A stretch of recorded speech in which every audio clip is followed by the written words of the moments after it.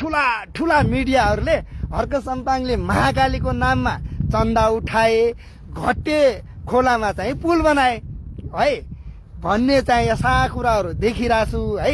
यसैबारे मैले जानेको प्रश्न पारिहालौँ भनेर के हर्क सम्पाङले महाकाली नदीको नाममा चन्दा उठाएर घट्टे खोला भन्नुभयो? तपाईँहरूको मैले प्रश्न भनिरह है। फेरि वास्तविकता के हो म बताउँछु एकैछिनमा। यो एआई पनि होइन, एडिटिङ पनि होइन, सबै 3 करोड नेपालीले यो जानकारी पाउनु पर्यो। एक सेयर गर्नु होला, सबैमा चाहिँ पुगाइदिनु होला। के हो त वास्तविकता? यहाँहरूलाई म पारी यता यता यो इन्डिया देखाउँछु, यो नेपाल देखाउँछु। साथीहरू, तपाईँहरूलाई म भन्न चाहन्छु, म यति बेला दुम्लिङको यो 4G डाँडा नै नाम राखेको छ। दुम्लिङमा नेटवर्क चल्दैन, एनटिसी को टावर छैन र त्यहाँका नागरिकहरू नेट चलाउनको लागि र फोन गर्नको लागि यही डाँडोमा आउँछन्। तपाईँहरूलाई म देखाउँछु है। यहाँ हेर्नुहोस्, यो डाँडोमा यस्तो चाहिँ बाघ लाग्ने डाँडो अर्थात् भालु लाग्ने डाँडो हो है। यो हेर्नुहोस्, यो हेर्नुहोस्, यस्तो चाहिँ डरलाग्दो डाँडोमा आएर चाहिँ कन्ट्याक्ट गर्नुपर्छ।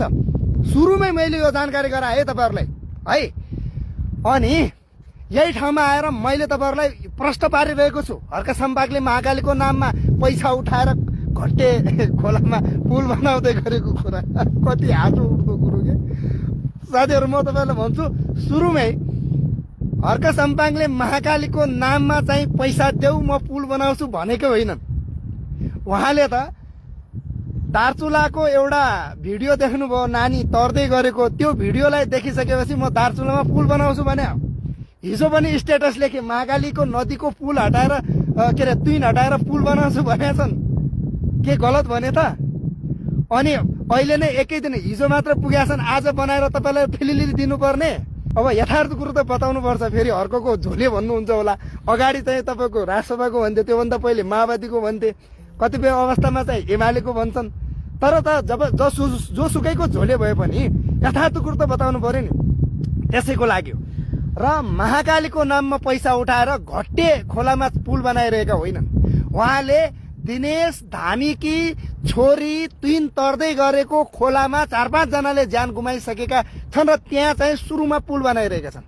यसपछि महाकाली नदीमा त्यहाँ देखिने पारिपट्टिको इन्डिया हो, त्यो पनि महाकाली नदी होइन, इन्डियाको खोला हो। यतापट्टि चाहिँ महाकालीको नदी पर्छ है। यो महाकाली नदी बीचमा भयो। अनि पारिपट्टिको चाहिँ तपाईँको यहाँ आँखा लगाउनुहोस् है। आँखा छन् कि छैनन् तपाईँहरूको? यो हेर्नुहोस् है। आलोचना गर्ने साथीहरू, फेरि ठुल्ठुला मिडियाहरूले समाचार बनाउनु भएको छ। इन्डियाको बाटो यो चाहिँ कति लेनको छ आफै नाप्नु होला। त्यहाँबाट फेरि मैले यति भन्यो भनेपछि फेरि चाहिँ हरिले यो भन्यो भनेर भन्नु होला। यो यहाँ मात्र होइन, यो इन्डियाले बाटो बनाइरहेको। यो चाहिँ यही बाटो भएर यहाँ यतापट्टिबाट अहिले कुहिरो लागेको छ साथीहरू। त्यो चाहिँ हाम्रो लिपुलेकसम्म उसले चाहिँ पिच बाटो बनाएर त्यहाँ चाइनासँग व्यापार पनि गर्न थालिसकेको छ। अब कुरो चाहिँ हाम्रोतिर आऊ, हाम्रोतिर है। हाम्रोतिरको बाटो देखाउँछु तपाईँहरूलाई, हामी कुन बाटो भएर आएका हौँ, हाम्रो बाटोको हालत कस्तो छ भन्ने कुरा देखाउँछु। हर्क सम्पाङले महाकालीको नाममा पैसा उठाए अनि घट्टे खोलामा पुल बनाउँदैछन् भन्ने कुरा प्रश्न पारिरहेको छु। मैले जाने हो बुझे अनुरूपको म यही छु, अन द लाइन है। यही चाहिँ तपाईँको सम्बन्धित ठाउँमा छु, टावर आउने ठाउँमा छ है। फेरि त्यो सम्बन्धित ठाउँमा नेटवर्क आउँदैन, त्यसको मैले कसरी ग्यारेन्टी लिने? इन्डियन सिम लिएको थिएँ, त्यो पनि चलेन है। अब चाहिँ तपाईँहरूलाई म नेपालको बाटो देखाउँछु। नेपालको बाटो देखाउँछु। यो चाहिँ नेपालको बाटो। यो हेर्नुहोस् है, यो नेपालको बाटो, यो नेपालको बाटो, यो नेपालको बाटो। यो नेपाली सेनाले निर्माण गरिरहेको यो एरियामा चाहिँ तपाईँको यो एरियासम्म चाहिँ गाडी पुग्छ यहाँ अहिले नेपालको तर्फ। त्यहाँबाट हिँडेर वारी आएर चाहिँ दुम्लिङ पुग्न सकिन्छ है। अनि अर्को चाहिँ यो दुम्लिङ पुग्ने बाटो भने यो पनि बाटो हो। यो जुन डाँडामा चाहिँ म छु नि त, यो डाँडामा भएर पनि हामी दुम्लिङ पुग्न सक्छौँ। अब कुरा रह्यो हर्क सम्पाङले दार्चुला आएर तपाईँहरूलाई धेरै बिगारे फेरि होइन। अनि चाहिँ महाकालीको नाममा चन्दा असुल्यो अनि चाहिँ तपाईँको घट्टे खोलामा पुल निर्माण गरे। घट्टे खोलामा होइनन् है, बताइदिन्छु म तपाईँलाई, काठे दुम्लिङमा हुन्। नाम त राम्रोसँग लेख्नु न हो। काठे दुम्लिङ भन्ने छ क्या। फेरि काठे दुम्लिङ गाउँ छ। दुम्लिङमा 4वटा गाउँ छन्। चौरा गाउँ छ, मल्लो दुम्लिङ छ, तल्लो दुम्लिङ छ। कहिले बुझ्नु भएको छ? आउनु भएको छ यहाँ? प्रत्येक बेला यहाँको समस्या तपाईँलाई थाहा छ नि। 2050 यता 35 जनाले ज्यान गुमाए भनेर लेख्ने मनै हो। न्युज 24 मा तपाईहरुले देख्नुभयो होला नि त, त्यो समाचार देख्नु भएको थिएन है। यही खोजेर हो, त्यति मात्र रहेनछन्, धेरै मान्छेहरू मर्या रहेछन् यहाँ त।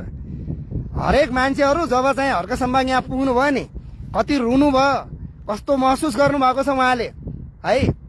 यस कारणले गर्दाखेरि म के भन्न चाहन्छु भने, यदि तपाईँ दार्चुलामा काम गर्न चाहनुहुन्छ, श्रमदान गर्न चाहनुहुन्छ भने यो त दुम्लिङको कुरा मात्र हो। अब चाहिँ तपाईँहरूले यही वर्ष 2082 को फागुन 21 गतेको चुनाव बहिष्कार गरेका छन् नागुका जनताहरूले। त्यहाँ पनि बाटो बनाउनु छ, त्यहाँ पनि पुल बनाउनु छ। मैले नै त्यहाँको कुरा उठाएको, न्युज 24 मा देख्नु भएको छ होला, गतिशीलमा पनि तपाईँहरूले देख्नु भएको थियो होला। र त्यहाँ बनाइदिनुहोस्, अनि म तपाईँको झोले बन्न तयार छु, फेरि आउनु होला है, सक्नुहुन्छ। अनि त्यत्तिकै चाहिँ वायात रूपमा चाहिँ आलोचना मात्र गर्ने अधिकार पनि हुँदैन के साथीहरू। यो चाहिँ हावा भनौँ नि त, यो चाहिँ भ्रम फैलाउने चाहिँ यस्ता नराधमहरूलाई अधिकार पनि हुँदैन जस्तो लाग्छ मलाई। तर अब नैतिकता नै छैन भनेपछि अब गर्ने नै हुन्। ठिकै छ, म त्यसमा चाहिँ केही पनि भन्दिनँ। अब कुरा रह्यो बालेन सरकारको, ठिकै छ, केपी ओली जेल गए। अब आज चाहिँ शेरबहादुर देउबाको लागि पक्राउ पूर्जी जारी गर्नु भएको छ, प्रचण्डको सम्पत्ति छानबिन गरिरहनु भएको छ बालेन सरकारले। तर बालेन सरकारलाई मेरो अनुरोध छ, बालेन सरकार, तपाईको गरिबीको रोइदिने कोही छैन है, के चमेली भन्ने एउटा गीत थियो नि त हो। अब चाहिँ यो देखिन्छ, यो बजेटमा देखिन्छ इन्डियाको यस्तो छ, फिलिली बाटो छ, पिच बाटो छ। हाम्रो यतातिर यस्तो छ, हेर्नुहोस्, हिँड्नै पनि गाह्रो छ।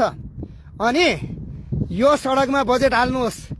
नेपाली सेनाले निर्माण गरिरहेको सडक हो यो, नेपाली सेनाले निर्माण गरिरहेको सडक हो यो हेर्नुहोस्, यो नेपाली सेनाले निर्माण गरिरहेको सडक हो। यो सडकमा बजेट हाल्नुहोस्। बजेट हालेर मात्र म तपाईलाई प्रधानमन्त्रीको बधाई दिनेवाला छु, अगाडि पनि दिएको छु नि त। अब चाहिँ प्रधानमन्त्रीज्यू तिङ्कर सडकमा अत्यधिक बजेट, छाङ्ग्रो तिङ्करसम्म पुग्ने गरेर बजेट हाल्नुहोस् है। उहाँका समर्थकहरूलाई पनि भने मैले, पुराना दलहरूको त कुरै छोडिदिनुहोस्, उहाँहरूले त गरेनन्। अब नयाँहरूले के गर्छन् हेर्न बाँकी छ है। अनि हर्क सम्बाङले के भनेका छन्, अहिले चाहिँ काठे दुम्लिङमा फेरि घट्टे खोला भनिरहनु भएको छ नि त। घट्टे खोला होइन, त्यो अलि तल पर्छ के, बताइदिएँ मैले तपाईँलाई। अनि हिजो मैले नै तपाईँको उद्घाटनका फोटो भिडियोहरू हालेर तिनीहरूलाई काटेर महाकालीको नाममा चन्दा अनि घट्टे खोलामा पुल भनेर काठे दुम्लिङमा पुल हो, काठे दुम्लिङमा। अझै सुन्नुहोस्, काठे दुम्लिङमा पुल बनाउँदैछन् हर्क सम्बाङ। बिहानदेखि श्रमदान गरिरहेछन्। म त्यहाँको रिपोर्टिङ गरेर भिडियो हालौँ भनेर यो डाँडोमा आएको है। यहाँ त देखिरहेको छु ठुल्ठुला मिडियाहरूले हर्क सम्बाङले ठगे रे भन्नुभएको। म फेरि चाहिँ उहाँको, मैले भने गलत कामको उहाँकै विरोध गर्छु, फेरि मतलब छैन। तर एउटा राष्ट्रिय पार्टीको संसदीय दलको नेता दार्चुलामा आएर हामीले उठाउँदै गरेका यी यहाँका घटनाहरूलाई एकदमै गहिरो तरिकाले सम्झेर काम गर्नुहुन्छ भने हामीले सेल्युट ठोक्नुपर्छ। हर्क सम्बाङले आजसम्म भनौँ, जो बोले, जो गर्छु भनेर भनेका छन्, सेल्युट ठोक्छौँ है। धेरै धेरै गर्व छ उहाँप्रति। के भन्नुहुन्छ तपाईँहरू? गलत कामको होइन है, राम्रोको लागि। उहाँलाई माटो दुख्ने रहेछ, साँच्चीकै दुख्ने रहेछ नि। तपाईँहरू आउनु न यता। मैले देखेको पोहोर साल यो गतिशीलको माथि चाहिँ त्यो पिन गरिदिएको छु। यहाँका प्रधान सेनापति, यहाँका रक्षा मन्त्री, भौतिक पूर्वाधार मन्त्री, यहाँबाट निर्वाचित सांसद दार्चुला हेलिकप्टरमा आयो, भर्र चाहिँ उडेर चाहिँ माथि जाने। अनि हामीले कालो झण्डा देखाएका थियौँ। तपाईँहरू चाहिँ यहाँ सडकमा चाहिँ बजेट नहाल्ने, अनि चाहिँ हेलीमा आएर राज्यको पैसा दोहन गर्ने, के भन्ने साथीहरू? अब प्रष्ट हुनुभयो नि। मैले यो एआईबाट त बनाइरहेको छैन कि, फेरि चेक गर्नु होला, फेरि एआई होइन है। उतापट्टि पारिपट्टि इन्डिया, वारिपट्टि नेपाल, हर्क सम्बाङ देखिया छैनन्, उतापट्टि छन्। मैले चाहिँ यहाँको समस्या यो डाँडोमा आएर चाहिँ लाइभ के अरे भिडियो अपलोड गर्नु भनेर आएको, अनि यहाँबाट त तपाईँहरूलाई बताइरहेको छु। कमसेकम यहाँसम्म त नेट चल्ने बनाइदिएको छ, सरकारलाई धन्यवाद है। अब यसपछि चाहिँ यहीँनिर टावर राख्यो भनेपछि दुम्लिङमा अब फोन लाग्न सक्छ। अब भीम उपाध्याय काका बाजे पनि हेरुन् है, लालीगुराँस के अरे त्यो पनि हेरोस्, नेपाल प्रेस पनि हेरोस्, अनलाइन पनि हेरोस्। तपाईँ जति पनि छौ नि आउनुहोस् हो, तपाईँहरूलाई स्वागत छ दार्चुलामा। म तपाईँहरू दार्चुलामा आउनुहुन्छ नि, म केही पनि माग्दैन, मेरो आफ्नै पैसामा आउँछु, तपाईँहरूको झोले बन्छु के, आउनुहोस्, आए भन्छु के, आउनुहोस् यता दार्चुलामा स्वागत छ, यस्ता ठाउँहरूमा स्वागत छ है। अनि यस कारणले गर्दाखेरि म भन्न चाहन्छु, अब भ्रमको पछि नलाग्नु होला। महाकाली नदीमा पनि पुल बनाउने कुरा छ। अहिले काठेदुम्लिङमा जहाँ त्यो बहिनीले तुइन तर्दाखेरिको जो भिडियो थियो त्यहाँ बनाइरहेका छन् र यो चाहिँ राङथलसम्म मात्र यो बाटोमा गाडी चल्छ, त्यहाँ त्यसपछि हिँड्नुपर्छ। यहाँ पनि बन्छ। अहिले चाहिँ जो 2082-83मा के अरे सेनाको लागि सेनाले काम गरिरहेको बाटोमा 1 करोड सडकको ट्र्याक ओपन गर्न हालेको थियो है ओली सरकारले। अनि 5 करोड चाहिँ के अरे त्यो सेनाको घर बनाउनको लागि। सेनाले भन्यो हामीलाई घर चाहिन्न, हामी बाटोमा काम गर्नको लागि आएका छौँ, बाटो बन्नुपर्छ, रोकाएको थियो फेरि त्यो है। त्यही बेला चाहिँ सेनाले फाइल अगाडि बढाउँदाखेरि वास्तै गर्नु भएको थिएन। बल्ल तल्ल अब बालेन प्रधानमन्त्री भएको 1 हप्तामै भनौँ यहाँका मान्यले पनि कुराकानी गर्नुभएको थियो। लगायत सबैले चाहिँ यहाँबाट खबरदारी गर्दा अर्कसम्बाङको टिम यही चैत्र 7-8 गते यता पुग्दा है यहाँबाट यो बुलन्द आवाज चाहिँ संसारभरि जाँदा अहिले चाहिँ त्यो रकमान्तर भएर अब दुम्लिङसम्म बाटो पुगाउँछौँ भनेर सेनाले पनि भन्नुभएको छ। अब के हुन्छ हेर्दै जाउँ।